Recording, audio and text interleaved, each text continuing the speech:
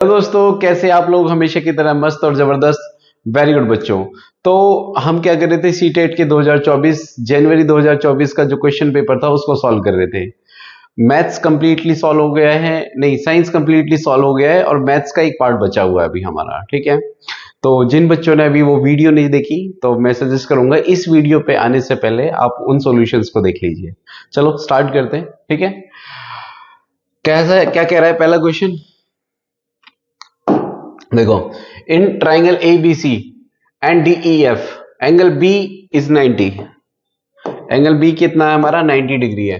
And B C equal to 8 centimetre. A angle A दे रखा है 40 और डी ई दे रखा है 8 सेंटीमीटर। एफ एंगल दे रखा है हमारे पास 40 डिग्री और ई एंगल 90 डिग्री, मतलब दो ट्राइंगल है। Then which of the following statement is true? देखो, एक ट्राइंगल हम बना लेते हैं A B C. Red colour is I think more visible. So triangle A B C, ठीक है, ए बी सी, ठीक है। और एक और ट्राइंगल बना लेते हैं हम, कौन सा? क्या है इस ट्राइंगल का नाम? D E F. क्या है? D E F. Okay, yes.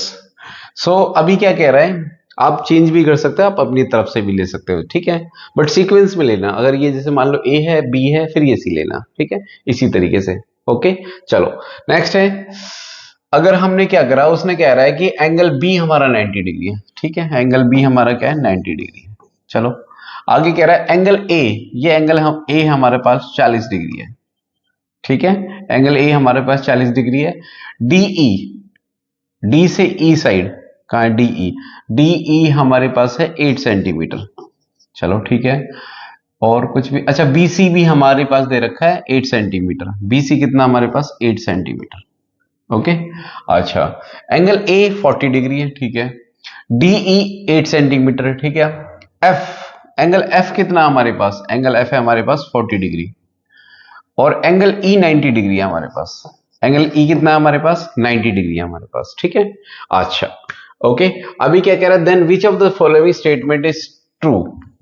देखो, ट्रू कौन सी है अब, यानी सिमिलर एंगल कह रहा है, ए बी सी और डी ई एफ सिमिलर है by R H S and R H. R H S side तो कुछ रूल होता ही नहीं है, एस ए एस रूल होता है, साइड एंगल साइड या एंगल एंगल साइड, ये होता है, समझ के?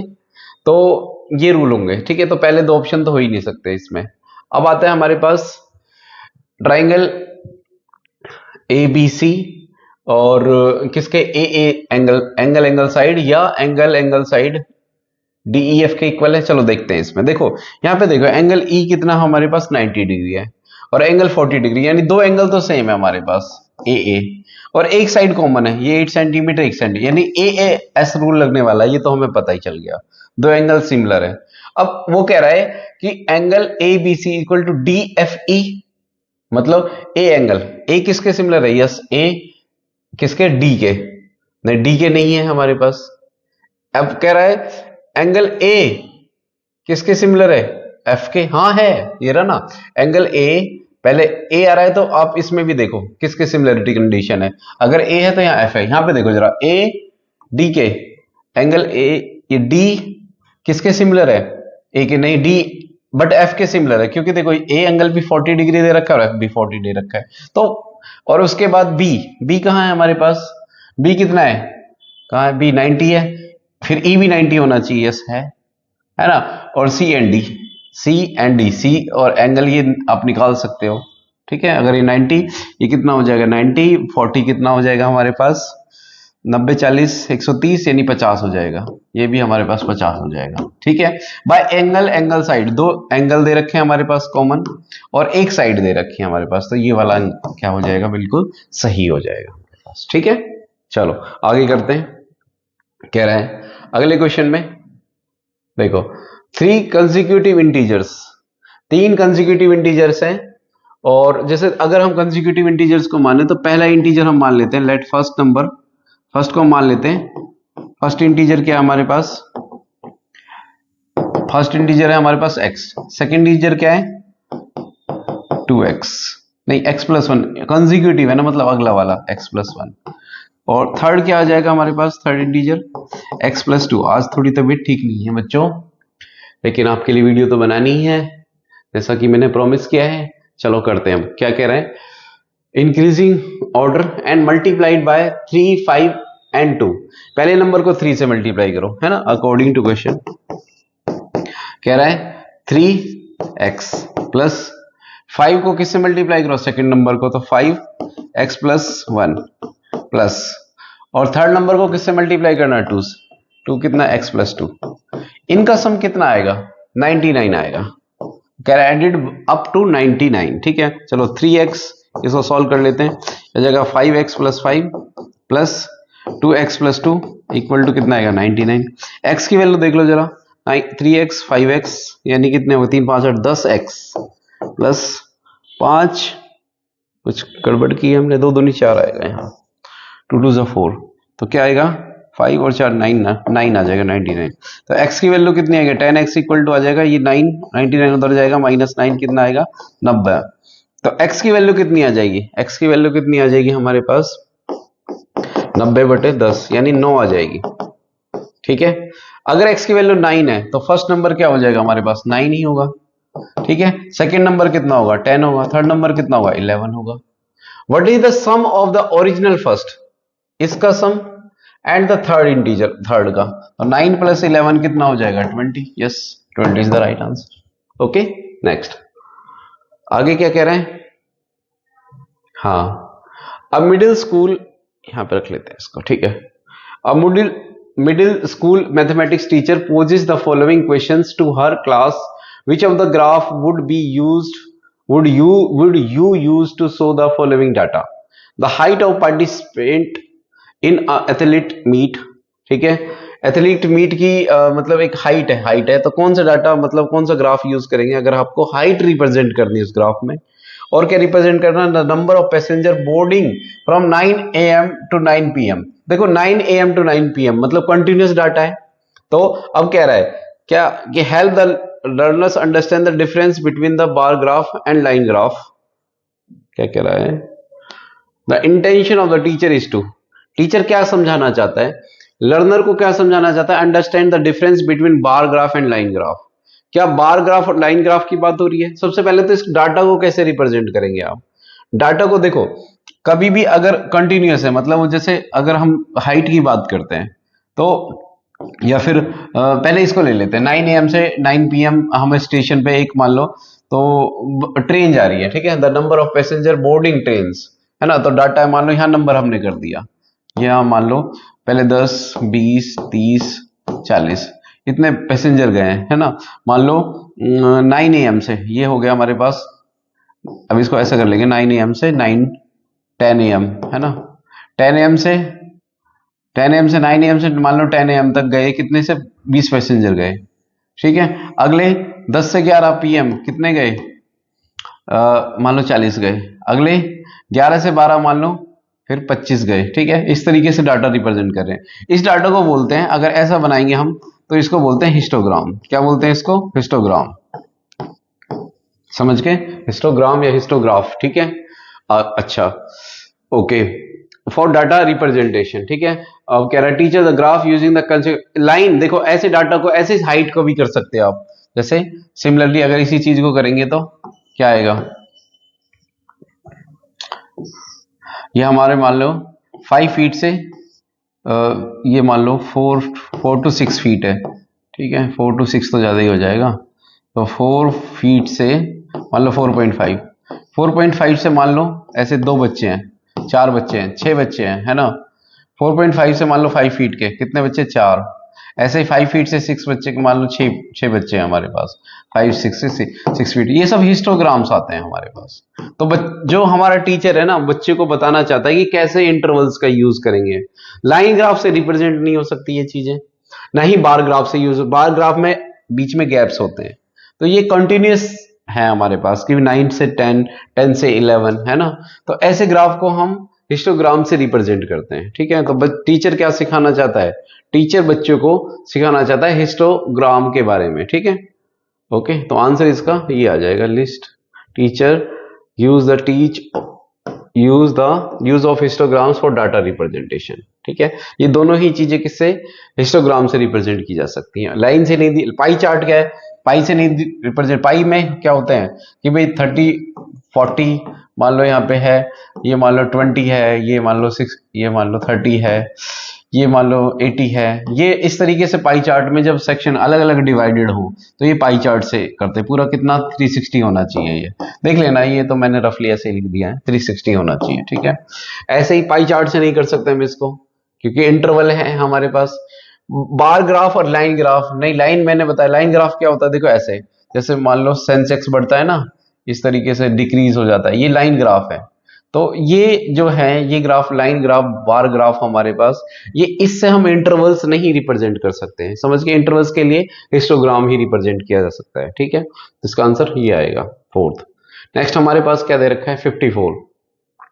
अब इस क्वेश्चन में क्या है, इफ 8 डिजिट नंबर, देखो ये नंबर है, ये 9 या बीच में नंबर खा गया वो, ये नंबर नहीं दे रखा, is divisible by 72, then which of the following statement is not true, कौन सी ट्रू नहीं है। देखो इस क्वेश्चन में थोड़ा टाइम लगेगा, देखो कैसे, पहले समझाता हूं मैं आपको। आप देखो 72 है, देखो 1 2 3 4 5 6 7 8 9, ठीक है। देखो 72 के फैक्टर्स क्या है भाई, 8 और 9, 8 9 72, ठीक है। यानी अगर कोई चीज 72 से डिवाइड हो रही है तो वो किससे डिवाइड होगी, 8 और 9 से भी डिवाइड हो सकती है ना। अच्छा 2 से कौन सी डिवाइड होती है, जिनके पीछे इवन नंबर्स आते हैं, 0 इंक्लूडिंग 0। 3 से कौन डिवाइड होता है, जो जिस इवन नंबर्स डिवाइड होते हैं, ठीक है।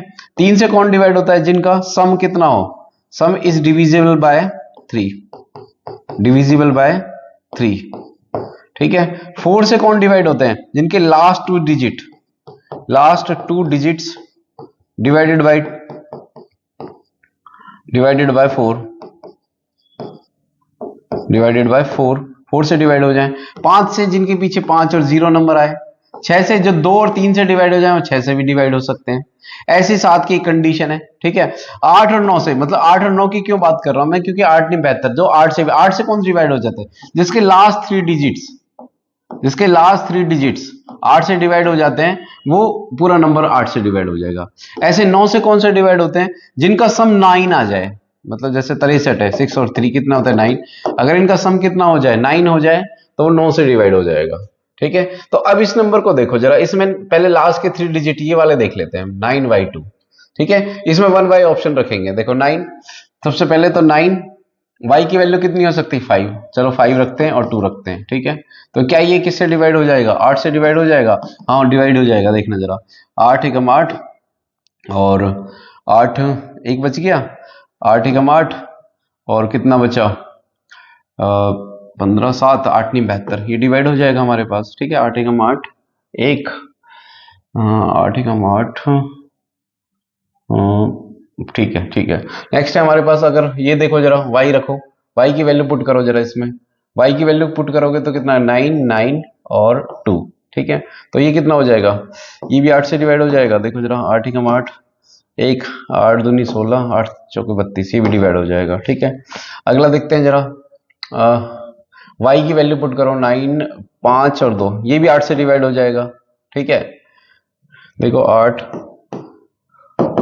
और इसको भी डिवाइड करो, ऐसे ही ये है, 1 पुट करोगे कितना हो जाएगा, 9 1 2, ये भी 8 से डिवाइड हो जाएगा, सारे 8 से डिवाइड हो जाएंगे, मैंने करके देखा हुआ है, ठीक है। तो ये सारे डिवाइड हो जाएंगे। अब कंफ्यूज कर दिया उसने, हम कौन सा ऑप्शन चूज करें, तो इसका आंसर किसके बेसिस पे दिया जाएगा, यानी अब 9 डिसाइड करेगा कि कौन सा आंसर बिल्कुल ठीक होगा। कह रहा विच ऑफ द नॉट ट्रू, है ना, आंसर मतलब एक गलत होगा इनमें से। अब दिक्कत ये है कि ऐसे क्वेश्चन में आपको अब सारे करने पड़ेंगे, क्योंकि एक ट्रू नहीं है, बाकी 3 तो सच होंगे ही होंगे। चलो 8 रख लेते हैं हम, ठीक है, पहले 8 रख लेते हैं। x की जगह देखो 8 रखें, यहाँ पे 8 रखो, 9 4, मैं इनको लिख लेता हूं पहले, क्या नंबर है, 9 4 7 1 7, यहाँ x है, यहाँ x है, यहाँ 9 है और y है, यहाँ पे 2 है, ये नंबर्स है, ठीक है। अब इनको 1 by 1 रखो, x की जगह मैंने क्या पुट कर दिया, 8 पुट कर दिया, और y की जगह क्या पुट कर दिया, 5 फुट कर दिया। अब इनका सम देखो जरा, 9 और 4 13, 13 7 20, 21 21 8 21 8 29, 29 और 9 38 और 5 43 और 2 45, 45 9 से डिवाइड होता है, हाँ डिवाइड हो जाएगा, पूरा नंबर डिवाइड, तो ये भी ठीक है इसमें, है ना। और अब क्या कह रहा है, ये 4 देखते हैं जरा, 4 रख के देखते हैं, x की जगह 4, कहाँ है x हमारे पास, एक के बाद यहाँ है, चलो x की जगह 4 पुट कर देते हैं, यहाँ x की जगह 4 पुट कर लेते हैं, ठीक है। और y की जगह क्या पुट करते हैं, y की जगह हम पुट करते हैं 9, y की जगह क्या पुट करते हैं 9, चलो अब देखते हैं, 9 और 4 13, 13 7 20, 21 21 4 25, 25 और 9, 25 9 34, 34 और 9 43 और 2 45, ये भी 45, ये भी डिवाइड हो रहा है, मतलब ये ऑप्शन भी ठीक है, ये डिवाइड हो रहा है। अगला देखते हैं जरा, ये देखते हैं 9, यहाँ पे x की जगह क्या पुट करना है, अब x की जगह पुट करना है 9 और y की जगह पुट करना है 5, चलो यहाँ पर 5 पुट करते हैं, तो 9 4 13 20, यहाँ तक किस बन रहा है, 21 9 30, 30 और 9 39 और 5 44 और 2 46, ये नहीं डिवाइड हो रहा, 9 से डिवाइड नहीं हो रहा, तो इसका मतलब ये डिवाइड नहीं हो रहा, तो एक ही ऑप्शन है, इज कह रहा है, इज नॉट ट्रू। अगर इज और आर होता ना, है ना, तो एक से ज्यादा भी ठीक हो जाता, तो ये भी डिवाइड हो ही जाएगा, करके देख लेना, तो ये डिवाइड नहीं हुआ, तो आंसर हमारा यही ठीक आएगा, इसका मतलब समझ रहे हो आप, ठीक है। तो आपको दोनों डिविजिबिलिटी रूल लगाने इसमें, 8 का और 9 का, दोनों का, समझ के, ओके। आगे हमारे पास क्या है, 55 क्वेश्चन कह रहा है mathematics is a way of thinking, अरे भाई जाओ, हाँ ठीक है, कह रहा है mathematics is a way of thinking since it provides an opportunity, अब तू आ गया, yes, mathematics is a way of thinking since it provides an opportunity for the student engage in proofs and examining the pattern, बिल्कुल सही बात है। अब mathematics आप practice करते रहते हो तो आपको जानकारी मिलती है प्रूफ करने की, थ्योरम्स की, है ना, और एग्जामिंग पैटर्न की, पैटर्न ये क्वेश्चन किस पैटर्न में फॉर्म हुआ है, या क्या दूसरे के लिए भी एप्लीकेबल है ये, ठीक है, तो एग्जामिंग पैटर्न इसके बारे में पता चलता है। Students reproduce formula and symbols, नहीं अपने फॉर्मूले और सिंबल नहीं बनाते प्रैक्टिस करते टाइम, ठीक है, ओके, तो अपने फॉर्मूले और सिंबल्स नहीं बनाते, वो प्रैक्टिस करते हैं स्टूडेंट्स, ठीक है। Student use appropriate strategy for solving various new problem, बस यही तो बात है कि अगर एक प्रॉब्लम सॉल्व कर ली, जैसे टीचर करा देते एक प्रॉब्लम, फिर कह देते हैं कि वो बाकी इसके जैसी ही है, तो इसका मतलब बच्चे सीख के उस प्रॉब्लम को नई प्रॉब्लम सॉल्व कर सकते हैं, तो ये भी ठीक हो जाएगा, तो A and C, yes, third answer इसका ठीक होगा। नेक्स्ट आगे कह रहा है 56 क्वेश्चन है, कह रहा है the following table shows the number of different fruits kept in carton, carton में रखा हुआ है, देखो मैंगोज रखे हैं 44, 56, 42 गुआवाज रखे हैं ये, ठीक है, पोमीग्रेनेट्स रखे हैं, तो कह रहा है कि पाई चार्ट किसके लिए निकालना है, angle sector by the apples, apples के में पाई चार्ट का कितना स्थान होगा, कितना वो स्पेस ऑक्यूपाई करेगा, पहले तो इनको ऐड कर लो, 4 6 कितने हो गए 10, 10 2 12, 12 और 8, 12 8 कितने हो गए 20, ठीक है, 4 5 9, 9 और 4 13, 13 3 16 और 3 19, और 19 और 2 21, 210 आ गया, कितना आ गया 210, तो टोटल कितना आ रहा है 210 आ रहा है, तो 210 को हम किस में प्लॉट करेंगे, 210 occupy is equal to angle, कितना एंगल, पाई का पूरा मान कितना होता है 360 डिग्री होता है, भाई इन 310 को ही तो अरेंज करोगे आप, कोई फ्रूट भाई गोवा इतना आ जाएगा, मैंगो इतना आ जाएगा, लेकिन होगा तो कितना 360 डिग्री करेंगे, तो इस 210 नंबर को ही, तो इज इक्वल टू कितने इक्वल 310 के इक्वल है ना। और हमें किसका चाहिए, उसने पूछा एप्पल का, तो एप्पल का एक का कितना होगा, 1 डिग्री किसके बराबर हो जाएगा 360 बटे 210, और किसका पूछ रहा है एप्पल का, यानी एप्पल का कितनी वैल्यू है 310, 360 बटे 210 इंटू कितना आएगा 56 आ जाएगा, काट लेना 96 आ जाएगा, 96, यस, ओके। आगे करते हैं, यस, ठीक है, ये क्वेश्चन करते हैं, देखो कह रहा है the length of parallel side of trapezium, तो ट्रिपीजियम बनाते हैं भाई, देखो एक ट्रिपीजियम कैसा होता है, कुछ इस तरीके का ट्रिपीजियम होता है, ओके, ठीक है, so trapezium are 11 centimetre and 25 centimetre, ठीक है, तो पैरेलल तो ये दोनों है, एक 11 है एक 25 है, तो ये 11 हो गई, ये 25 हो गई, ज्यादा है ये, and the distance between them is 12 centimetre, इस यहां से कितना है 12 सेंटीमीटर है ना, it's area is equal to the area of rectangle whose sides, एक अदर रेक्टेंगल है हमारे पास, इसकी साइड कितनी है 3 और रेशियो, मैंने जब भी बोला रेशियो आए तो x से मल्टीप्लाई करेंगे, तो एक 3x है और ये कितनी है 2x है। व्हाट इज द पेरीमीटर, उस रेक्टेंगल का पेरीमीटर क्या होगा, बट इनका एक कंक्लूजन ये दे रखा है दोनों का एरिया इक्वल है, तो इसका एरिया क्या होगा, एरिया यानी एरिया ऑफ ट्रिपीजियम किसके इक्वल है, एरिया ऑफ रेक्टेंगल, ठीक है, एरिया ऑफ रेक्टेंगल है बेटा।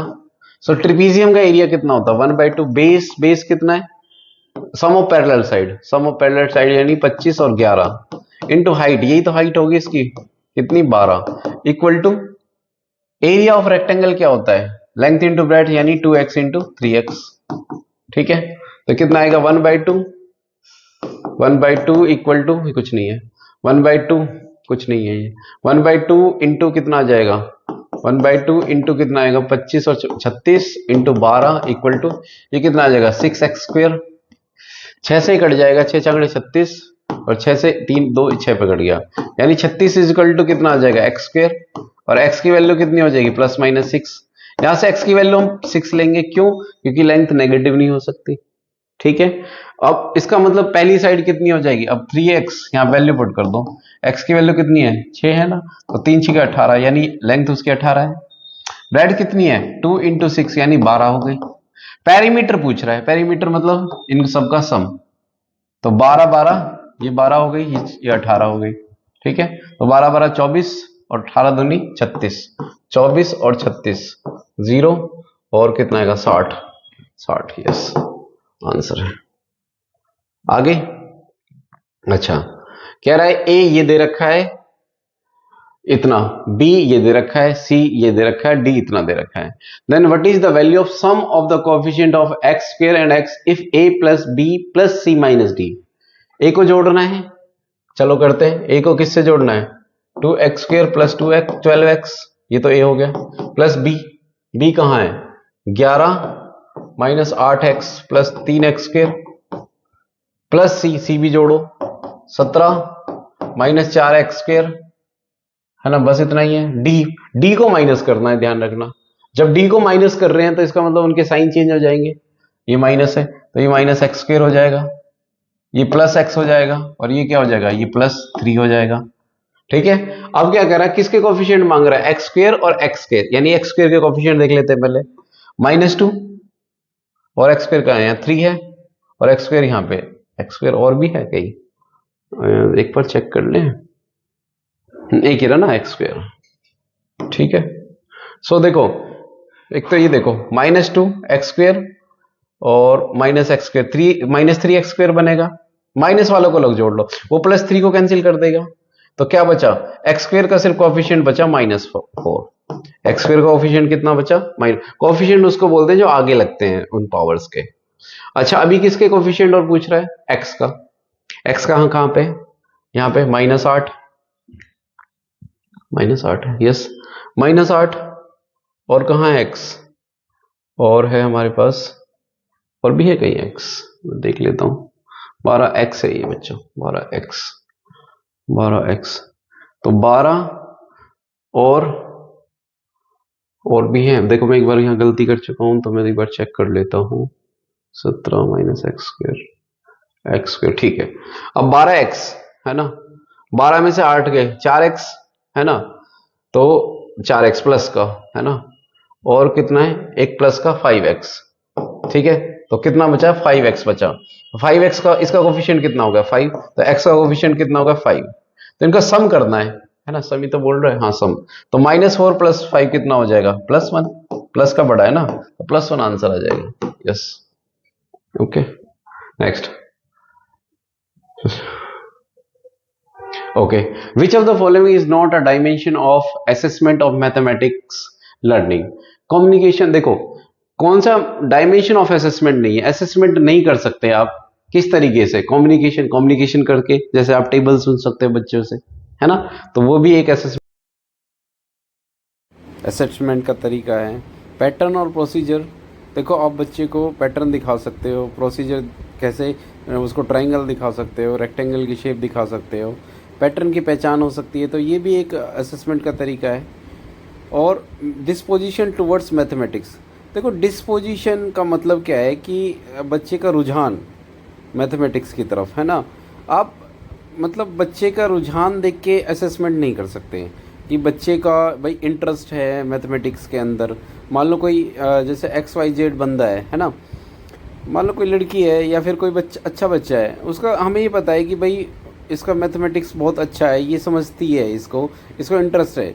लेकिन जब तक वो एक्सप्रेस नहीं करेगी, है ना, जब तक कैसे पता चलेगा। जैसे हम प्यार है भाई, किसी से प्यार करते हैं तो हम जब तक एक्सप्रेस नहीं करेंगे तो पता कैसे चलेगा हमें कि वो उसको। तो ऐसे ही मैथमेटिक्स को एक्सप्रेस करना ज़रूरी है, सॉल्व करना ज़रूरी है। तो डिस्पोजिशन टुवर्ड्स मैथमेटिक्स हम इससे नहीं कर सकते। नेक्स्ट मैथमेटिक रीजनिंग, ये भी आप देखो, ये भी एक तरीका हो सकता है ना। कैसे कि आप बता सकते हो कि बच्चे का मैथमेटिक्स रीजन पूछ सकते हो, रीजनिंग के क्वेश्चन सॉल्व करा सकते हो। चलो अगला क्वेश्चन करते हैं भाई। कह रहा है कि in a triangle PQR angle P and QR 18 centimetre है। In which of the following cases triangle PQR can be obtuse scalene triangle. देखो ऑब्ट्यूज स्केलिन ट्राइंगल कौन सा होता है। देखो स्केलिन ट्राइंगल का मतलब क्या होता है कि जो ऐसा ट्राइंगल जिसकी सारी साइड्स अनइक्वल होती है ना। ऑब्ट्यूज का मतलब क्या होता है, ऑब्ट्यूज का मतलब क्या होता है, देखो दो तरीके के एंगल होते हैं हमारे पास। पहले इसको देख लेते हैं। देखो PQR है, इसमें जो P एंगल है वो दे रखा है आपको 55 डिग्री, और QR कितना, QR जो QR है वो कितना दे रखा है आपको 18 सेंटीमीटर दे रखा है, ठीक है। अच्छा, तो अब क्या दे रखा है, in which of the following cases triangle PQR can be obtuse scalene triangle. चलो देखो ऐसा है, ये तो आपको राइट एंगल ट्राइंगल जैसा लग रहा है, तो मैं आपको एक असली में स्केलिन ट्राइंगल बना के दिखा रहा हूँ। देखो PQR मान लो इसकी तीनों साइड डिफरेंट है ना, लगना भी तो चाहिए कोई स्केलिन ट्राइंगल जैसा।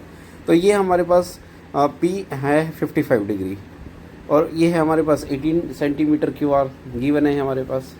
ओके, तो अब क्या कह रहा है कि एंगल R, जो एंगल R है वो 25 डिग्री सेल्सियस है। देखो पहले कह रहा है ऑब्ट्यूज स्केलिन ट्राइंगल, पहले इसका मतलब समझते हैं। देखो एंगल दो टाइप के होते हैं, एक्यूट एंड ऑब्ट्यूज। ऑब्ट्यूज मैं इसको ऐसे याद रखता हूँ, B मतलब बड़ा, है ना, मतलब 90 से बड़ा, और C मतलब छोटा, जिसमें C है, एक्यूट में C आता है। तो 90 डिग्री से जो एंगल छोटा होता है वो एक्यूट एंगल होता है, और B जो मतलब बड़ा, ऑब्ट्यूज में एंगल बड़ा एंगल, ठीक है। ओके, अब आप समझ, यहाँ पे देखो R एंगल कितना देखा, 25 डिग्री। अब R एंगल को 25 डिग्री सेल्सियस, 25 डिग्री कर लेते हैं हम इसमें, ठीक है। अब आगे क्या कह रहा है, देखो अगर हम इसका सम करें कि 55 और 25 कितना होंगे आपके पास, भाई ये हो गया 80 यानी क्यू एंगल कितना होगा 100, यानी ये पॉसिबिलिटी है भाई कि क्यों ये, क्योंकि ये ऑब्ट्यूज एंगल बना रहा है, ऑब्ट्यूज ट्राइंगल बना रहा है, ठीक है। 100 डिग्री से एंगल 100 डिग्री का एंगल आ गया, वो ऑब्ट्यूज है हमारे पास। लेकिन एक बात कह रहा है वो अब इसमें कि PQ कितना हमारा 18 सेंटीमीटर। देखो अगर 18 सेंटीमीटर होगी साइड, तो दो साइड इक्वल हो जाएंगी, क्योंकि एक साइड तो हमें ऑलरेडी दे रखी है QR 18 सेंटीमीटर। तो ये दो ऑप्शन हमारे गलत हो जाएंगे, जिसके अंदर 18 सेंटीमीटर है ना। अच्छा, अब आते हैं हम दूसरे इसमें, ये चलो 65 ये वाला मान लेते हैं, ऑप्शन C। तो 65 और 55 कितना हो गया भाई, 120 हो गया। 120 यानी कि 60 डिग्री हो गया। अब इसमें से तो कोई भी ऑब्ट्यूज एंगल नहीं बना, है ना, तो ये ऑप्शन भी हमारा क्या गलत हो गया। अब आते हैं, यानी इसका मतलब थर्ड वाला ऑप्शन हमारा बिल्कुल ठीक है। चलो करके देख लेते हैं। देखो ज़रा, ये हमारा 15 डिग्री हो गया, तो 55 और 15 कितना हो गया हमारे पास, कितना हो गया 70, और 70 यानी 110 डिग्री, ये वाला ही बिल्कुल, ये हमारा ऑब्ट्यूज स्केलिन ट्राइंगल हो गया हमारे पास। और साइड भी एक 18 से बड़ी दे रखी है ना, बिल्कुल हो सकता है हमारे पास, समझ गए। तो ऑप्शन क्या हो गया हमारे पास, 3 हो गया। चलो ठीक है, तो आई होप आपको ये लेक्चर समझ में आया होगा। तो इस तरीके से हमने ये पेपर सॉल्व कर लिया है। अगर आपको हमारा चैनल हमारी वीडियोस पसंद आती है तो चैनल को लाइक और सब्सक्राइब करना बिल्कुल ना भूलें, और अपने दोस्तों के साथ शेयर करें। मेहनत करते रहे। चलो, थैंक यू।